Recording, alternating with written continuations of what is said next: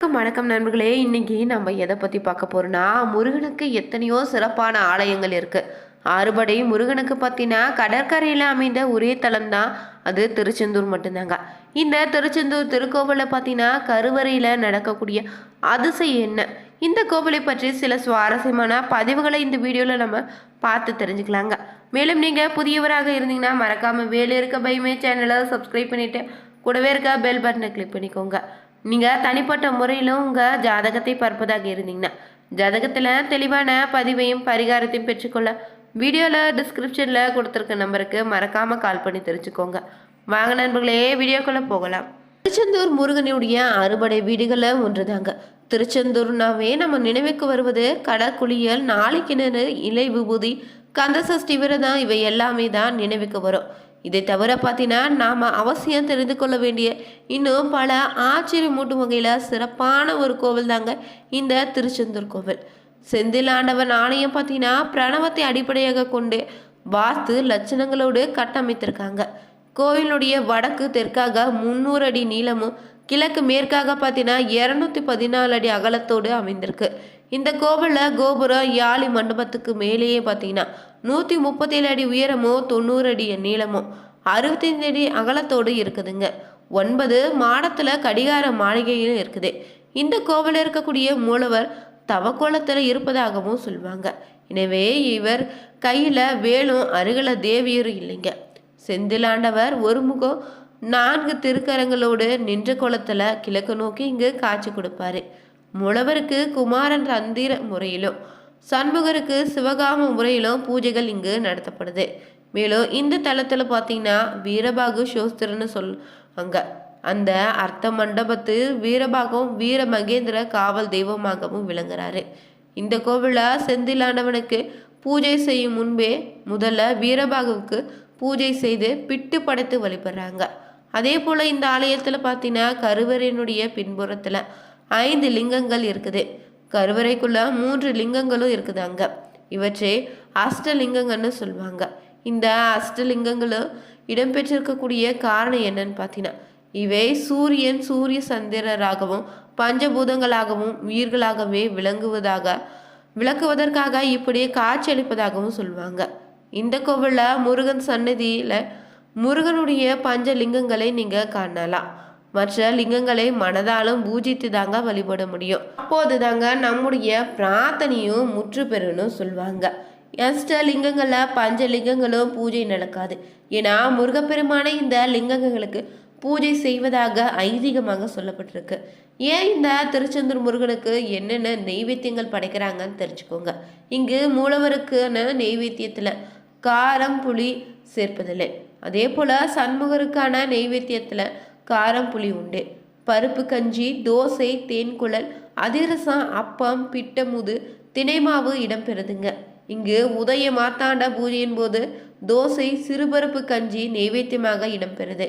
இங்கு இரவு நேர பூஜையில் பால், சுக்கு, வெந்நீர் நெய்வேத்தியமாக படைக்கிறாங்க. இந்த கோவிலில் மூலவருடைய தலைக்கு மேலே பெரிய வெள்ளி பாத்திரம் ஒன்றை காட்டி தொங்க விடுவாங்க. அதில் பால் நிரப்பி சிறு துவாரத்தின் வழியாக பாலை தாரை தாரையாக மூலவர் மேலே விழச்செய்து சுமார் 3 மணி நேரம் நடைபெறக்கூடிய தாராபிஷேகம் இந்த கோவிலுடைய சிறப்பாக அமைந்திருக்குங்க.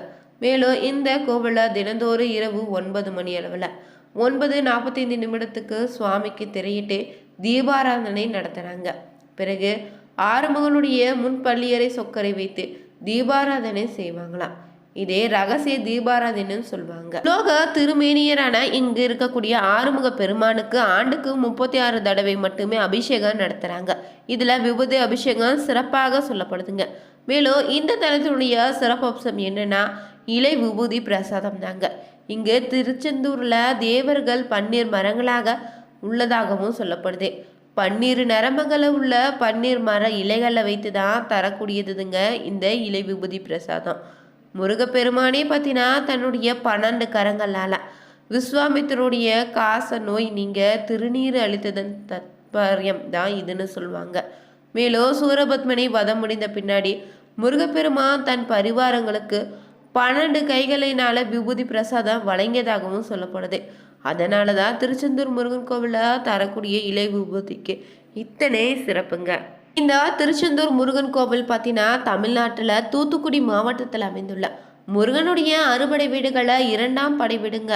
இதனுடைய சிறப்பு என்னன்னு தொடர்ந்து தெரிஞ்சுக்கலாங்க.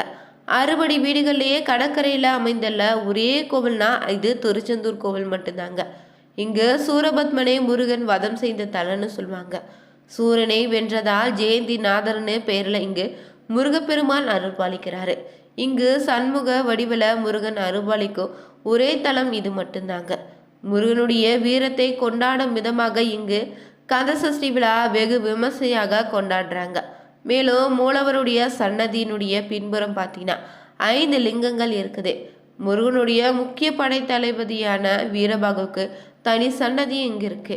சூரிய தீர்த்தம், சந்திர தீர்த்தம், நாக தீர்த்தம்னு 3 தீர்த்தங்களும் இங்கு அமைந்திருக்குங்க. கடல் அலைகள் கோவிலில் கருவறை வரை வந்து செல்வது இந்த கோவிலுடைய தனி சிறப்பாக சொல்லப்படுது.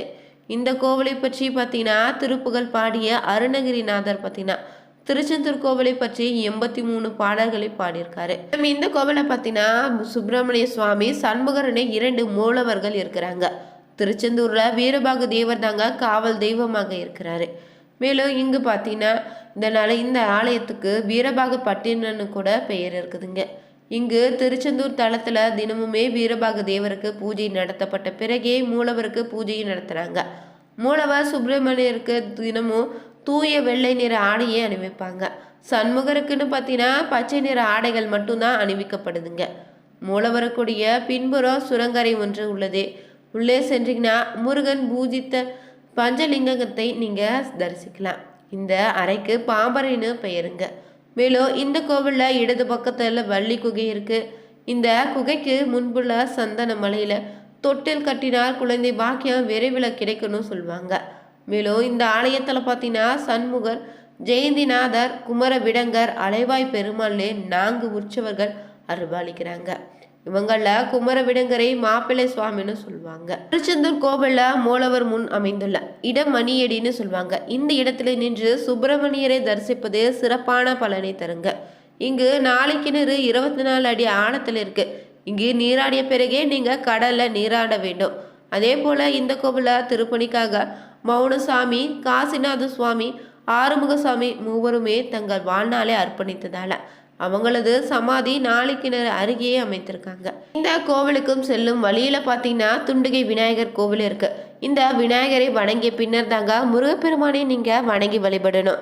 முருகப்பெருமான் பார்த்தீங்கன்னா வெற்றிவேல் கொண்டு மாமரமாக நின்று சூரபத்மனை பிளவுபடுத்த இடம்தான் திருச்செந்தூர் இருந்து 3 கிலோமீட்டர் தூரத்துல கடற்கரை ஓரமாக அமைந்துள்ள மாப்பாடுன்னு சொல்லக்கூடிய இடத்தை பார்த்தீங்கன்னா தற்போது மணப்பாடுன்னு சொல்றாங்க. முருகனுடைய அறுபடை வீடுகள்ல 2வது படை வீடு இதுதான்.